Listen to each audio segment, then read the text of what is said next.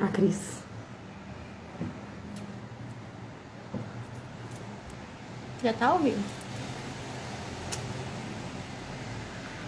Aí já tá entrando gente. Tem que ver aí, ó. Ela entrou, ó. Acenar pra ela, eu preciso pôr ela pra participar. Ela tem que pedir.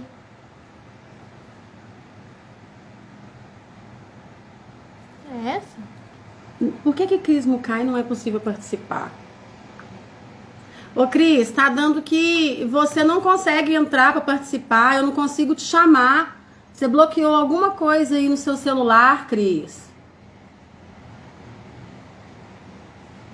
Não tem como. A outra tem como. Chama a outra aí. Ah, essa aqui pediu pra participar. Então vai. Não.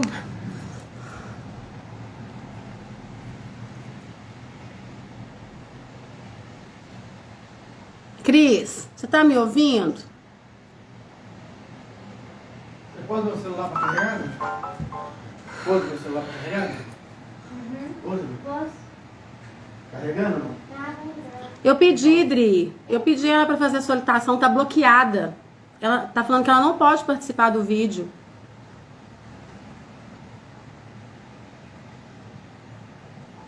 Temos que esperar um pouco.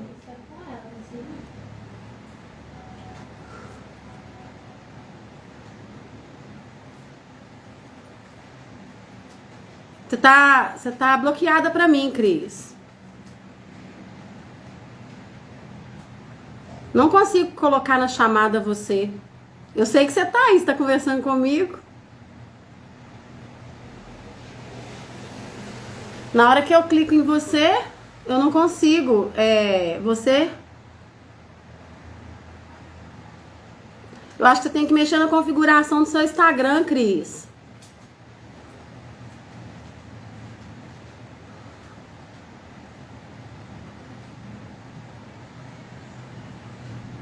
Ô, gente, vamos ter um pouquinho de paciência que ela não vai conseguir entrar, viu?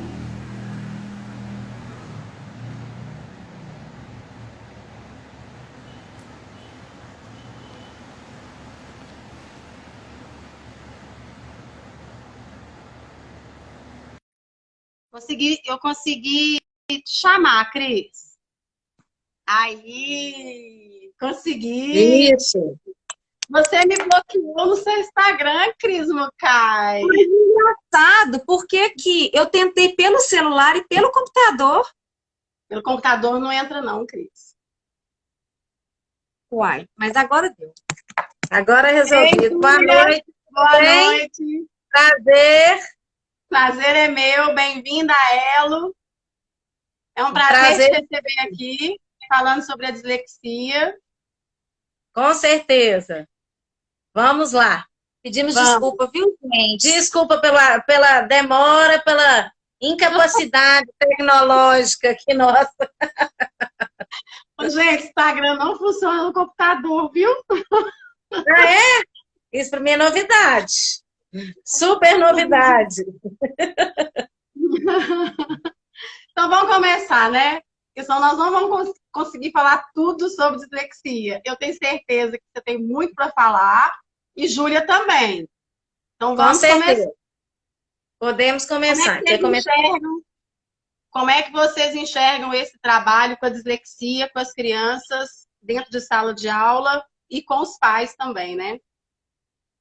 O primeiro trabalho que deve ser feito é de conscientização que a criança tem uma dislexia. A partir do momento que os pais e a escola tenham essa conscientização, nós conseguimos acessar, né, de alguma forma, a criança e começar com um trabalho específico, para que ela aprenda na maneira dela, que também iremos descobrir qual será. Né? Como que e essa dislexia, como é que a gente pode enxergar ela, Júlia? Como é que a gente vê a dislexia? Tem várias, ela se manifesta de várias formas. Ela, na verdade, é um transtorno do neurodesenvolvimento, né? No qual a criança, ela lê, mas não entende o que leu, ou muitas vezes não consegue ler, ou ela precisa que alguém leia todo o tempo para que só assim ela entenda, não consegue juntar as palavras e as frases de forma que para ela se torne algo, uma história ou algo entendido. é muito separada, é uma palavra por palavra, e sem a junção e a conexão da frase. Então, ela vai ter uma dificuldade de interpretação, uma dificuldade de identificar mesmo o que está escrito. Bom, aí a gente vai ter sempre estar fazendo essa conexão, eu e a Júlia, porque a gente vai fazer esse link em relação a isso dentro de sala de aula, que é o nosso objetivo, né? O que acontece? Por que muitas vezes a gente consegue observar isso próximo à alfabetização? Porque é quando a gente mais solicita da criança esse feedback da leitura, da escrita, da identificação das letras. Por quê? A criança ela não consegue fazer essa decodificação da letra. Ela não consegue, muitas vezes, fazer essa identificação da letra e do som. E aí o bom professor, ele começa a perceber que alguma coisa não está dando certo. Na verdade, ele não decifra o código. Ele não consegue decifrar o código da letra. Ou seja, o G desenhado para ele nunca vai ser G. Então, essa decifração do código se torna uma dificuldade muito grande para que o professor perceba o que é até que ele chega a essa noção. Olha, essa criança tem uma descodificação, ela não entende, ela não compreende as letras para chegar até a criança e chegar até o diagnóstico. Hoje, a neurociências, a neuropsicologia, a psicopedagogia, elas são capazes de nos trazer o diagnóstico preciso. Mas, para isso, a gente precisa de uma observação longa e extensa, para que seja o diagnóstico e, pós o diagnóstico, o treinamento, né? E aí, para a gente chegar nesse processo, da gente chegar nesse transtorno, para chegar nesse trabalho de chegar nesse ponto de avaliação, que é o trabalho, que é a parte da Cris, como é que é o primeiro trabalho, o emocional, Júlia? Como é que eu posso trabalhar esse emocional com eles, até a gente detectar um problema? Quando que eu posso detectar essa dislexia ali? Na criança do infantil, mais ou menos com que idade? Primeiro eu trabalho emocional, depois eu trabalho com os pais. Como que eu faço isso, Júlia? O trabalho, a criança, pai e escola, nunca pode ser separado. A escola, inicialmente, ela vai sinalizar que ali tem um problema. A criança não codifica as letras. Como que ela vai sinalizar? No processo de alfabetização, percebendo que aquela criança não vai ser alfabetizada. Ela não consegue ser alfabetizada de uma forma tradicional. A partir desse momento que a escola sinaliza, é procurado um profissional, tanto da área, né, da educação direta, psicopedagogia, como da psicologia, para dar um suporte emocional para a criança. Que ela tem que começar a ter autoconfiança, que ela vai conseguir, para aí sim ser feito o trabalho de psicopedagogia. Se ela não estiver com o emocional, tanto ela como os pais, e mesmo como a escola e o professor, acreditar naquela criança, ela não vai aprender. E, na verdade, o aprender para ela, não, o dislexo, ele não tem cura. O que ele tem? Novas situações de sistemas cerebrais próximos que vão ocupar ali e vão ser treinados para tal. Eu acredito que tem que trabalhar muito essa socialização também, né, Júlia? Porque se ele se sente, né, fora, eu acho que também é um processo difícil de acontecer, né? Sim, por isso a importância da psicologia e da psicoterapia nesse momento. E com a ludoterapia, em acesso sempre em conjunto, de forma multidisciplinar, a gente consegue introduzir até as letras numa brincadeira. Então, ele vai começar a gravar as letras. Porque como o processo dele de aprendizado vai ser diferente, na própria ludoterapia dentro de consultório, você já começa a identificar qual será a melhor forma, para dar a dica também para o psicopedagogo. Ou o contrário, o psicopedagogo vai perceber qual que é a melhor forma e vai dar a dica de trabalho para o psicólogo seguir. Mas para que isso aconteça, a criança tem que estar segura. Eu vou conseguir, eu vou aprender a ler, eu sou capaz, isso é muito importante. E essa fala tem que ser começada dentro de casa e da própria escola, do acolhimento escolar para isso. Naquele filme Como Estrelas na Terra, né? Sim. Mostra muito isso que a Júlia falou. No início, ele não tinha isso dentro de casa. O primeiro lugar que ele foi recriminado foi na escola e em casa. Entendeu? Então, isso foi, a questão emocional dele foi completamente abalada dessa criança. Só que ele, felizmente, teve um professor de artes que enxergou essa criança com outros olhos e deu outras ferramentas para ele. Então, a gente pode ocorrer muito isso, da gente usar outros tipos de ferramenta, outra bagagem, da forma mais concreta, através de massinhas, de texturas, em que ele vai visualizar aquela letra de outra forma, com outro contexto. Então, ele vai perceber que ele é capaz de ver aquilo como uma letra, uma decodificação e usar um pouco da memória, que é algo que falta muito no dislexo, que é a memorização, entendeu? Principalmente a imediata, né? Porque ele não tem memória nem de longo nem de curto prazo, então isso tem que ser trabalhado. Então, você vai usar outro contexto do cérebro dele para ser trabalhado e aperfeiçoado para que ele trabalhe, consiga, como é que fala? Para que ele consiga interpretar a letra. Dizer isso, ele consiga fazer uma forma como que ele solidifique mais essa memorização dele, entendeu? E aí sim, você vai poder usar o recurso natural, que é o papel. Mas ele já ultrapassou essa primeira barreira, vamos dizer assim. Entendeu? A primeira barreira é a lúdica. Aliás, eu falo que até antes. A primeira barreira é diagnosticar se a criança não tem um déficit intelectual ou se ela tem só a dislexia. Exato. Porque a criança disléxica, ela é confundida constantemente como uma criança com déficit intelectual. Até que o professor perceba. A criança com dislexia, desde pequenininha, ela é mais desengonçada, né? A coordenação motora Ela dela tem é mais corporal, né? Ela não tem muito essa percepção de coordenação motora dela. Ela é mais Lateralidade. desastrada, ela é mais imatura também. Sim, Aí, sim. isso ocorre muito nessa fase aí de alfabetização de 4, 5, 6 anos, né, Júlia? Com certeza. Então, a gente só pode afirmar que a criança é disléxica e perceber, ter essa certeza na fase de alfabetização, que é onde a gente conclui. E através dessa conclusão, aí você tem 2 diagnósticos em mãos. É dislexo ou tem uma incapacidade intelectual. Como que você vai saber disso? Através de vários profissionais envolvidos. De vários profissionais. E através, principalmente, da ludoterapia, com a ênfase nas próprias letras, nos próprios contos. Contar uma história para aquela criança, a mãe contar uma história, à noite, na hora de dormir, e perguntar para ela, o que você entendeu? Ali já começa a ser percebido que alguma coisa está acontecendo. Porque o esquecimento, ele é constante, né? Eles não conseguem memorizar. Mas aí aquela mãe, se ela já estiver instruída, ela vai contar aquela história 10, 15 dias seguidas. Até com que a criança, ela de alguma forma, ela vai absorver o que é aquela história. E esse é o nosso trabalho, enquanto profissional. Então, se eu trabalho uma história repetidamente, ela grava essa história?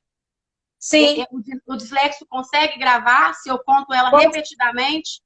Consegue Ela gravar. Ela entende. Entendeu? É isso que a Júlia quer dizer. Ela passa a entender, ela compreende Ela aquilo. consegue Absorver. retirar a compreensão de texto daqui. Ele começa a entender do que o texto fala. Não adianta você contar a história do Chapeuzinho Vermelho e do Lobo Mau, que ele não vai entender.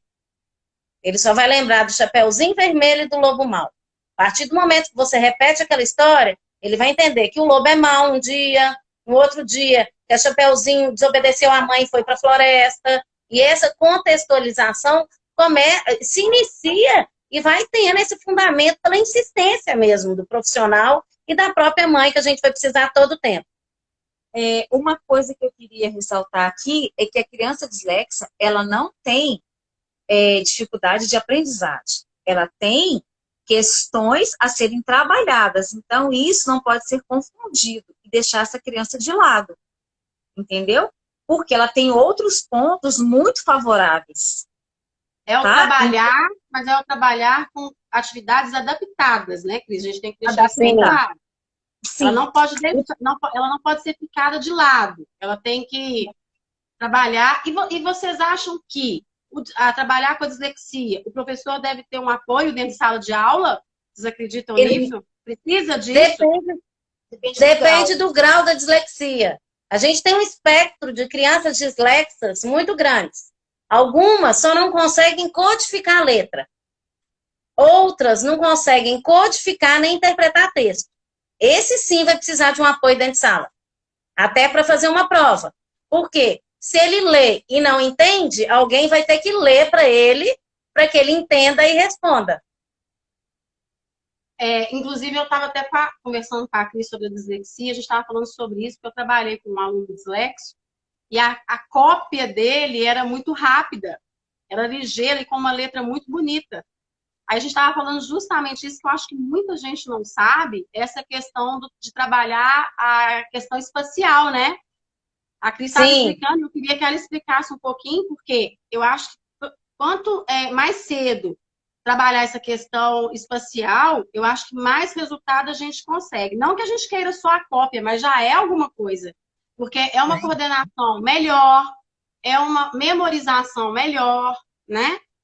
Aí eu pedi para ela explicar um pouquinho isso. Porque o que acontece? É uma coisa que a Júlia falou também. Se a criança ela é diagnosticada mais cedo, a gente consegue trabalhar e solidificar alguns conceitos.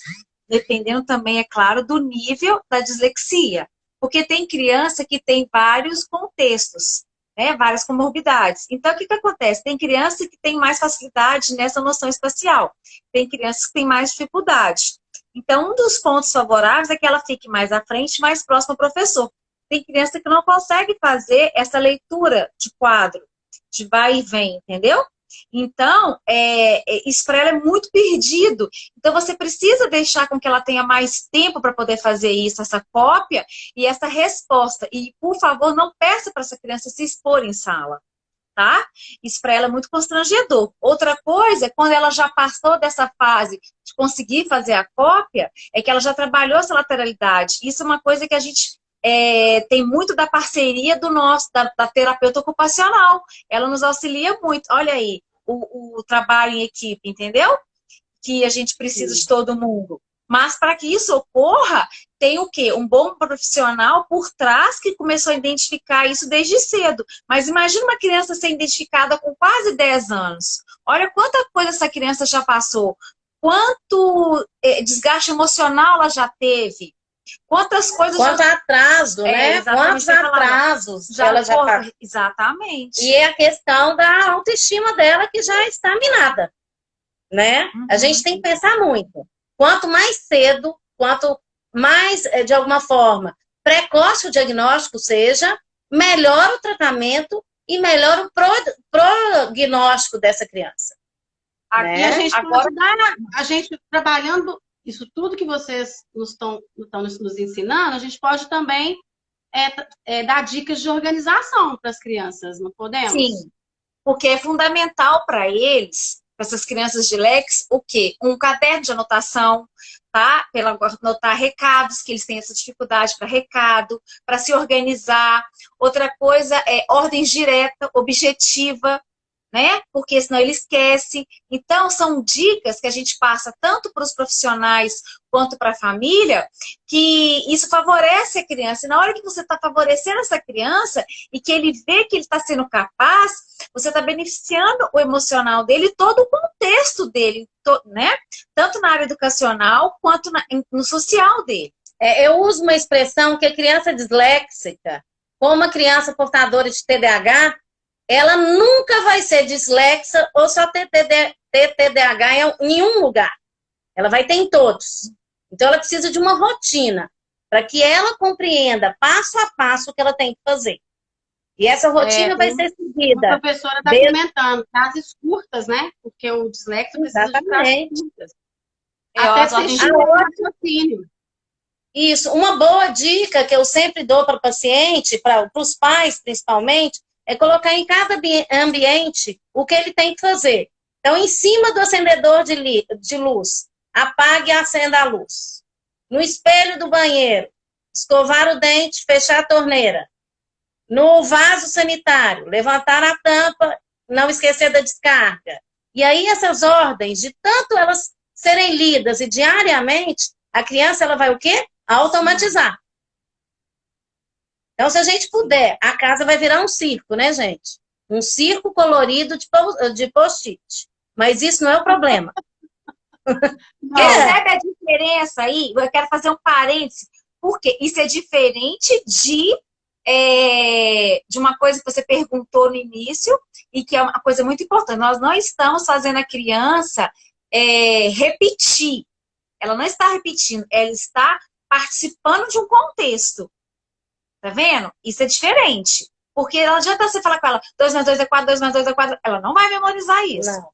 Mas isso não, ela está familiarizando. Isso passou a dar significado para ela. Aí ela aprende. E se ela tem um irmão, ela não vai se sentir excluída.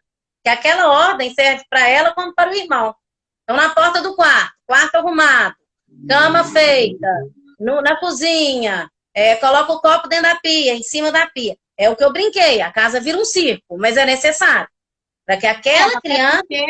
Até porque não é a quantidade. Quanto mais dá para um dislexo, mais ele vai ficar confuso, né? Você está trabalhando o raciocínio dele.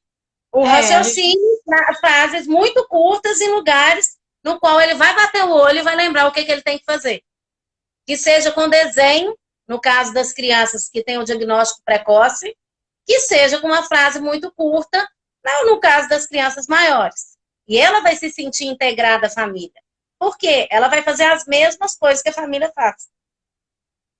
Não esquecendo que mesmo nas séries iniciais e tendo dislexia, não deixar de trabalhar a tabuada, material dourado, né? Recursos que a gente pode oferecer. Eles não podem se sentir excluídos, né? Então eles têm que estar inseridos no contexto. Então eles têm que continuar trabalhando. Essa pergunta sua é muito boa e eu quero até fazer uma fala sobre ela, que é o seguinte: quando a gente oferece a tabuada ou a calculadora, ela é oferecida como um recurso, não como uma substituição de raciocínio. Sim. A criança, ela só recebe isso, eu até falo isso para minhas crianças de inclusão, e eu mostro isso para as coordenadoras, quando a criança ela já sabe como ocorre aquele processo, tá? Então, é para que aquilo facilite o processo de raciocínio dele, mas ele já entendeu o processo. Tá? É só para a gente substituir um pouco o concreto. Na verdade, é o sistema compensatório cerebral. Exato. O cérebro começa a compensar. Até para assimilar. Porque eu falo muito isso com a Cris. Uma criança, independente da dislexia, qualquer transtorno, se ele é bem trabalhado e você trabalha o emocional, inserindo ele no contexto, a aprendizagem dele vai acontecer, né? Sim. Em algum momento ela vai acontecer. E uma coisa que a gente observa bem é o seguinte, é que às vezes você está trabalhando ali, às vezes eu falo muito isso com a Cris, você está trabalhando ali, em qualquer situação, TDAH, dislexo, o que tem a descalculia, qualquer um desses transtornos. Aí você não está vendo resultado, é engraçado, né? Aí você vai trabalhando, e é dia a dia, e aí você parece assim, meu Deus, eu não estou vendo resultado. E aí você vai, de repente o aprendizado acontece. É porque, de uma certa forma, aquilo ali estava acontecendo. Isso é bom você falar, porque eu passei por essa experiência também. Então, eu falo muito isso com a criança. A gente tem que ter um vínculo com essas crianças de transtorno para poder acontecer o aprendizado. Não só com as de transtorno, todas, né, gente? Mas aquela ali que você tem mais dificuldade de passar, não está acontecendo, e de repente explode. Aí você fala assim, meu Deus, aconteceu. E aí a gente se sente assim extremamente, né, satisfeito e fala assim, olha, eu consegui. E a criança mais ainda, né? Com certeza. Eu falo muito para os meus alunos a importância do professor. Todos nós temos um professor né, Cris? Que nos marca, ou para o lado bom ou para o lado ruim.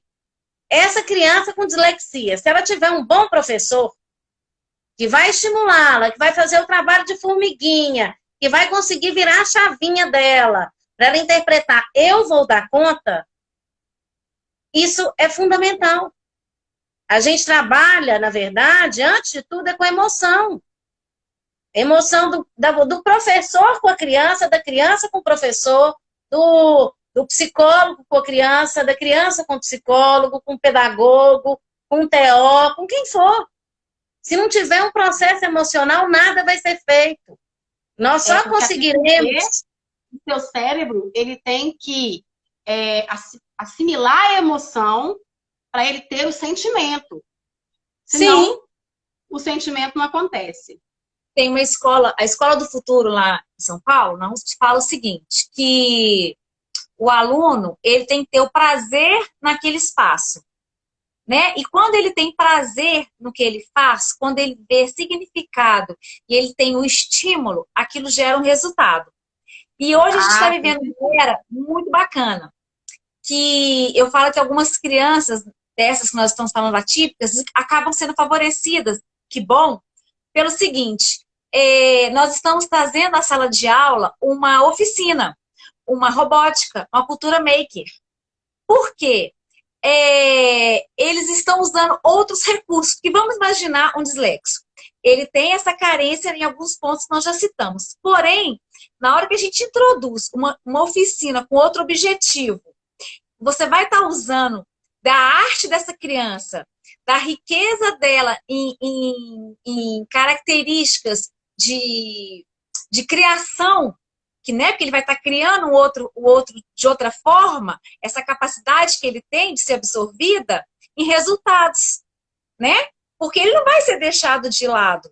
Que é aquilo que eu falei no início, ele tem umas dificuldades em alguns pontos, mas ele não tem, isso não mostra, não quer dizer que ele não tem a inteligência dele.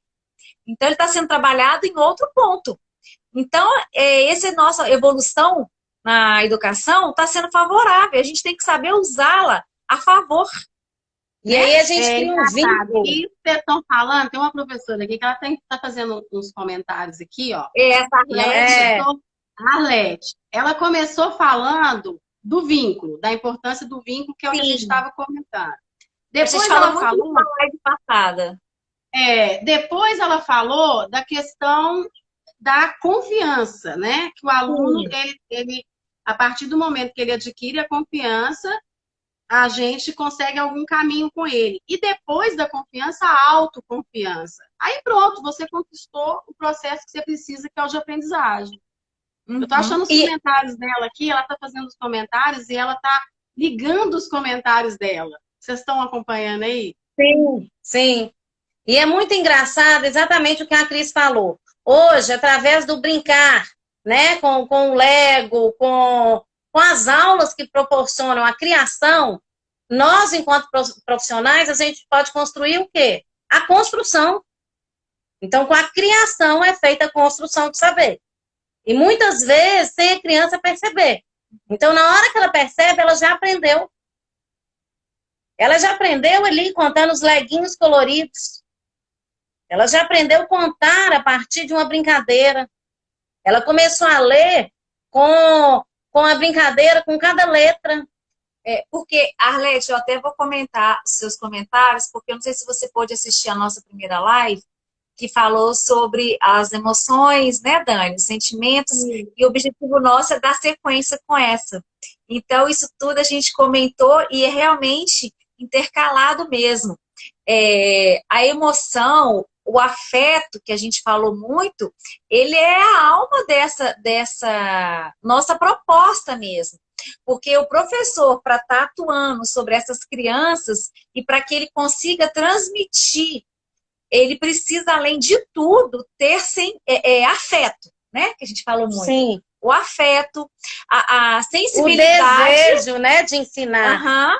Ele precisa ter essa sensibilidade, porque eu falo muito, que a gente, né, eu e a Júlia, a gente troca muita figurinha, e isso é o legal.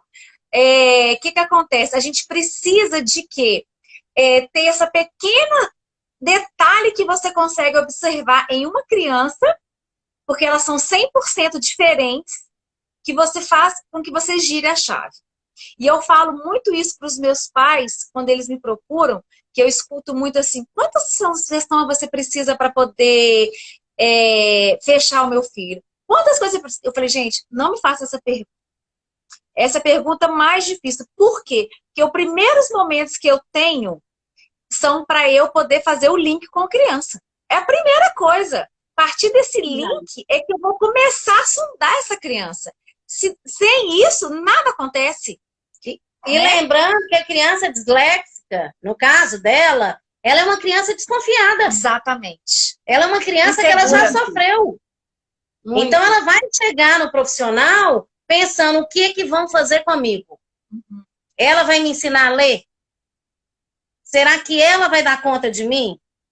Então, ele também está me Porque a desafiando. socialização deles já é difícil. Sim, Já é um e ele vai... processo que eles entram dentro da casca do ovo, né? Porque a Muitas socialização vezes é ele não muito está difícil. integrado no grupo. E muitas vezes, como ele percebeu esse desafio todo o tempo, ele resolve desafiar o profissional. E aí? Se a gente não tem essa percepção, a gente vai entrar no desafio da criança? Não. Então, a gente tem que mudar nesse início todo o tempo de estratégia, até para que a gente encontre uma estratégia adequada e para que a gente perceba por onde nós vamos partir com aquela criança. Aquela ali aceita escrever? Ótimo. Aquela gosta só de brincar? Ótimo. Aquela criança gosta só de cantar? Melhor ainda. A outra gosta de desenhar? Vamos usar disso. Mas para que a gente consiga, né, até ter essa percepção, são várias sessões. Para entrar esse link, não é um desafio. Eu não estou a desafiando, nem ela está me desafiando. É o link que eu vou te ajudar e você vai me ajudar. Eu uso em consultório sempre uma frase. Você sabe por que você está aqui? Lógico, a criança envergonhada no colo da mãe. E isso logo, antes eu faço a entrevista com os pais, né? Um dia anterior, o dia de levar a criança. Não vai responder. Aí eu falo, vem cá, pertinho de mim. Você está aqui para ser feliz. Por quê? Porque sua mãe me contou que você não está conseguindo ser feliz. A partir daquele momento, já cria uma afinidade e a criança vai se abrir. Ela vai entender, poxa, se aqui eu posso ser feliz, por que eu não vou me abrir? E é esse link que a gente tem que fazer todo o tempo, tanto com o pai, quanto com a criança, quanto com a escola e com nós mesmos, né? Que é muito importante. Dentro da proposta pedagógica de uma escola, acontece vários tipos de atividades, que são as provas escritas, as orais, os testes, as atividades práticas, os fichários. Você quer falar um pouquinho sobre isso, Cris? Não, vamos falar só rapidamente para a gente poder falar na próxima. Eu acho que a gente, nesse contexto todo, a gente conseguiu falar tudo da dislexia dentro da sala de aula também. Essas são opções que a gente pode falar para os alunos dentro de cada nível dele. E para que a gente defina o nível de cada criança, como a gente falou antes, a gente precisa do trabalho interdisciplinar, e aí dentro do contexto da escola e do nível da série, tá?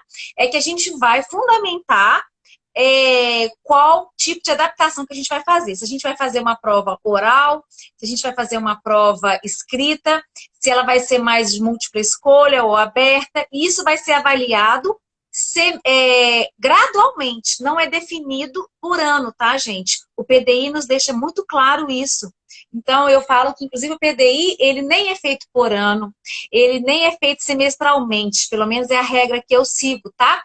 Ele é feito de acordo com as necessidades. Então, pelo menos semestralmente ele tem que ser feito, e se houver necessidade, a gente refaz ele por trimestre, tá? Porque a criança é um ser humano e ele modifica. Então, o que a gente planejou neste momento pode precisar de modificação. Então, se a gente colocou ali que naquele momento a prova vai ser dessa forma e a criança teve uma série de aparato e ela cresceu, então, para que ela precisa de ser polida? Por que ela vai deixar de crescer se ela é capaz de fazer uma prova, vamos dizer assim, mais aberta, né, mais solta, própria para ele? Então, vamos modificar esse PDI nesse momento. Ok, Dani? E principalmente porque se ele está no processo de intervenção, ele vai crescer. Exato. Né? A gente parte desse princípio. Eu também acho. Se está no processo de intervenção, vai ter crescimento. Se vai ter crescimento, o PDI, ou mesmo a forma no qual ele vai ser apresentado, se colocado perante a escola, não pode ser a mesma. Né? Vai ter que ser mudada constantemente. E aí a gente, mais uma vez, vale dos olhos do professor, da atenção do professor. Ok. Sempre, né? É sempre. Eu acho que mas é sempre, em qualquer situação, o professor tem que ter um olhar diferenciado, conhecer cada um dos seus alunos, buscar entender ali o que está acontecendo, não é só o pedagógico, Porque independente de ser transtorno ou não, a aprendizagem ela vai acontecer em determinado tempo de cada um, né? E por Então, trás a gente de tem que um pensar, voto, a gente aqui de um está falando, a filho gente vai fazer uma série de lives sobre os transtornos. A gente tem que pensar que eles estão todos inseridos juntos e que a gente tem que pensar em cada um. Até para eles poderem receber a criança que tem algum transtorno, alguma deficiência ou alguma coisa que acolha com carinho e com cuidado, né, gente? Isso é importante falar. Sim, É uma coisa que certamente. falamos muito. Até um déficit de atenção, gente. Até um déficit de atenção. Com certeza. Ok. Vamos falar um pouquinho da disgrafia? Da famosa letra feia, Gente, disgrafia. Por favor, gente, vamos lembrar da infância. Não tirem as infâncias da criança. Não tirem o brincar, né? com certeza. Por favor, gente, deixem as crianças brincarem. Tá? Bom, a psicomotricidade é vida. A disgrafia nos diz isso. Vai, Júlia. A disgrafia, exatamente, a gente interpreta como a letra feia. Mas atrás dessa letra feia existe muito mais, né? Existe um mundo ali a ser descoberto. Por que que aquela criança está com a disgrafia? É uma disgrafia? Não é? Qual que é o verdadeiro objetivo da disgrafia? Primeira coisa, a criança com disgrafia, ela não sabe desenhar a letra. Onde que a gente aprende a desenhar? Na infância. Se ela não sabe desenhar, se ela não sabe pegar no lápis, o que que vai acontecer? Então é muito fácil de ser percebido e de ser falado. Primeira coisa, perguntar à família. Essa criança brincou muito? Qual que era a forma dela brincar? Ela ficava muito na frente da televisão? Do tablet? Ah, ficava. Lógico que essa criança, ela não sabe desenhar a letra. E a disgrafia aí, é hereditária, Júlia? Oi? A disgrafia é hereditária? Não, não é colocado como hereditária. Não é um processo do neurodesenvolvimento.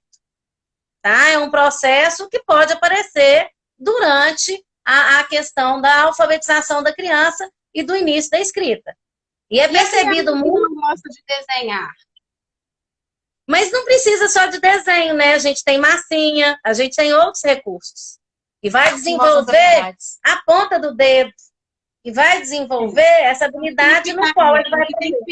O que tem que ficar claro dentro da sua fala, e diante da pergunta dela, é que não é um desenho, é trabalhar psicomotricidade. E é trabalhar isso desde bebê, para ela ir desenvolvendo. Aí, de repente, chega lá no 6º ano na alfabetização, a letra tá assim, né? Com aquela dificuldade para escrever, a mãozinha tá dura. E aí vem a disgrafia. Aí você vira e fala, nossa, que letra horrorosa, esse menino vai ter letra feia pro resto da vida. Não trabalhou a psicomotricidade. Cadê a mãe desse menino, gente? Né? Então, pobre da mãe desse menino, né? Porque eu falo que a mãe é responsável por tudo. Então, no caso da disgrafia, cadê a mãe desse menino? Então, a gente tem que tomar muito cuidado com essa era que a gente está vivendo.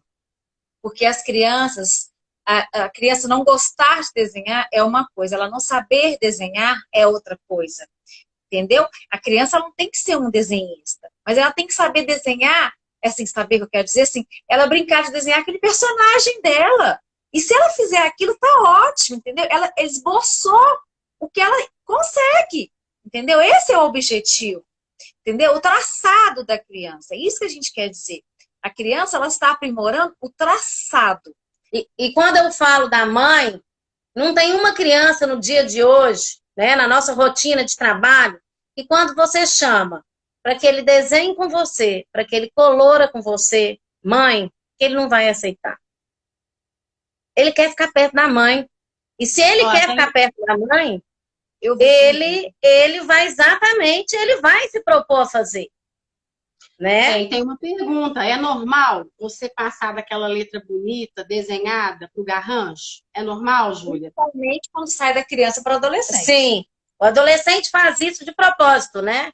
É o enfrentamento dele virar o garrancho. E até o processo dele também de identificação. Então, misturar a letra cursiva com a letra de forma, a letra redonda com a letra que não é redonda. Eu já ouvi em consultório, eu vou ser médico, tem que ter letra feia. Então, a gente tem que saber, essa pessoa, eu vi a pergunta, tem fases em que isso são já características, mas também tem fases que a gente tem que analisar o porquê dessa letra, que pode ter um emocional por trás. Tem alguma coisa por trás. Uma coisa tem que ficar clara. A disgrafia, essa fase, essa mudança de fase, ela acontece porque é natural de acontecer do adolescente, quando ele está rebelde, ou está passando ali, 12, 13, 14, aí vai chegando ali no 15, 16, que é o ensino médio, eles já não querem mais copiar e nem escrever com letra bonita. Ou alguns com um certo amadurecimento, já que é uma letra melhorzinha, mais bonita, não precisa ser uma letra desenhada, mas que é uma letra bonitinha, até porque foi trabalhado isso na infância. Agora, a disgrafia, ela não é uma fase, ela realmente é uma falta de trabalho psicomotor. Então, isso tem que ficar claro, gente. Porque você mudar a letra bonita para o garrancho, como foi falado, é uma fase. Agora, a disgrafia, eu não sei se ela tem cura, tem, Júlia? Não. Ela não é uma fase. A disgrafia... A não ser que seja trabalhado com aquela criança durante muito tempo, até na fase adulta, a questão motora. Mas muito eu posso trabalhar com um adulto a psicomotricidade, Júlia? Posso, não, né? Com adulto, você pode, mas aí o resultado não é o mesmo. A questão até do próprio tônus já não existe mais. Isso que eu queria deixar claro, porque não pode ser confundido isso. Exatamente. A mudança de fase com disgrafia. Disgrafia é disgrafia. Você não trabalhou psicomotricidade, ele não tem coordenação para escrever. Aí sim, a gente tem que ter um cuidado, porque às vezes a criança quer fazer uma letra bonita, ou o adolescente quer fazer uma letra bonita e não consegue. Então eu acho que a gente pode melhorar, trabalhar esse tônus, pedir o recurso de uma terapeuta, entendeu? A gente vai aprimorar. Mas dizer que ela vai ser aquela letra desenhada, não. Não vai ser uma Brastemp, gente. Nunca vai ser uma Brastemp, né? É aquela letra que sempre vai ser mais ou menos. Ela não vai ser tão feia como antes, mas ela vai ser uma letra legível. Por isso que você falou no início da disgrafia é o mais importante. Deixe as crianças brincarem. Deixe as crianças rolarem. Deixe as crianças jogarem bola. Deixa as crianças brincar de gato. Deixa brincar de elástico. Brincar de elástico é super importante. Deixa rolar. Sem dúvida. Uma pergunta que fizeram aqui do caderno de caligrafia, eu particularmente deixo usar. Eu também permito que quando mais me perguntam, eu falo use. Por que não? Eu gosto também. Eu, enquanto professora, eu gosto também. Eu sei que está sendo cortado das escolas, mas eu gosto também. Até porque é um estímulo para a criança que ela busque uma letra bonita. Voltando à minha área que é emocional, a criança vai estar o quê? Entendendo, eu estou me esforçando para ter uma letra bonita. Gente, lembrando que tudo isso é feito junto com a criança, com o emocional dela, tá? Nada é sem a parceria da criança. É um link, né, gente? São linkados várias coisas. Criança, profissional, caderno de caligrafia, mãe, pai, professor. Emoção, sentimento, vínculo, confiança. Exatamente. É um processo inteiro. Linkado. Até para a gente conseguir um certo um grau de evolução, né? Sim, sem dúvida. Meu amigo falou que chegou. Demorei, mas cheguei. Desortografia. Agora, falando da diferença da desortografia, o que ela é diferente da disgrafia? O que cada um pensa que é a diferença? A gente sempre coloca como uma deficiência que afeta o quê? Que afeta a aptidão da escrita. Mas qual aptidão? A troca de letra. Ela não tem nada a ver com a disgrafia. É a criança que faz a troca constante. Não é a criança que não tem a letra bonita. É a criança que faz a troca e muitas vezes não sabe escrever. Ela troca o P pelo D, ela troca o M pelo N, o F pelo V. Então, já é um erro ortográfico, né, gente? É um erro, por erro isso que chama. O nome já diz, né? Desortografia. Ele está contra a ortografia. Né? Eu sempre falo isso. É fácil decorar. Contra a ortografia. E aí, esse trabalho, sim, esse é de insistência. Aí você coloca a criança para ler. Uma coisa muito legal é quando você pede para ele assim, lê o que você escreveu. Aí ele vai de cara falar o que estava na memória dele. Ele não vai ler o errado. Aí você fala assim, lê de novo para mim o que você leu. Vamos ler? Eu não entendi o que você fez. Aí ele vai parar. Porque antes ele respondeu de ponta de língua. Aí ele vai dar aquela parada e aí ele vai ler. Tem crianças, né, que começam na infância e leva isso para a vida adulta e não tem conserto, né? A gente percebe isso, claro, um adulto escrevendo errado e não é cada vez mais, né? E não é por falta de aprendizado, não. Às vezes eles querem, às vezes é uma falta de atenção, ou às vezes é alguma coisa assim que a gente fez, é falta de atenção, não está escrevendo porque não quer, principalmente por causa dessa escrita agora no computador, né? No Zap, no Facebook, no Instagram, que eles estão abreviando as palavras. Porque virou PQ, né? Quando virou QDO. Então, assim, outro dia eu vi uma redação onde eles foram escrever a redação e eles abreviaram as palavras, gente, como eles estivessem escrevendo no Zap. E isso vai ser muito comum de acontecer se a gente não trabalhar isso de forma rigorosa. Não sei se está certo o pensamento não, Júlia, mas eu acho que é mais ou menos isso. Com certeza. Seu pensamento está certo, né? E hoje em dia, a desortografia, o que ela acontece? Ela, pela própria modernidade que nós estamos vivendo, pelo uso excessivo de computador, de tela, de celular, onde que tem o corretor, na hora de escrever é diferente. A criança esquece. Porque com o corretor é fácil. Então, essa nova forma de linguagem... Essa questão da redação que eu estou te falando é de aluno de ensino médio. Isso. Então, é vergonhoso, né? Sim, é vergonhoso. É uma nova forma de linguagem que ele aprendeu e acha que está certo, mas que, na verdade, não está certo. Mas ele não tem um corretor para ajudar ele na redação, como que ele vai fazer?